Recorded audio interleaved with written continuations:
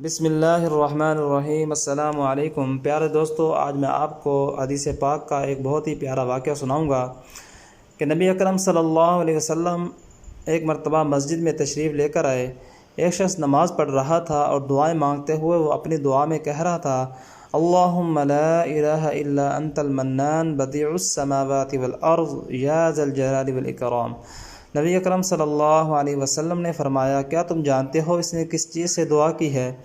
उसने अल्लाह से इसमें आज़म के ज़रिए दुआ की है कि जब भी उसके ज़रिए दुआ की जाए अल्लाह उसे कबूल कर लेगा, और जब भी इसके ज़रिए कोई चीज़ मांगी जाए तो उसे अता फ़रमा देगा। तो हमारे लिए भी ये बेहतरीन तोहफ़ा है कि हम भी इन अल्फाज के साथ दुआ करें तो अल्लाह तबारक व तआला हमारी दुआ को ज़रूर कबूल करेंगे। और मेरे लिए भी आप दुआ करें कि अल्लाह तबारक व तआला दीन और दुनिया की नेमतें अता फ़रमाए। और आखिर में हमारे चैनल को सब्सक्राइब कर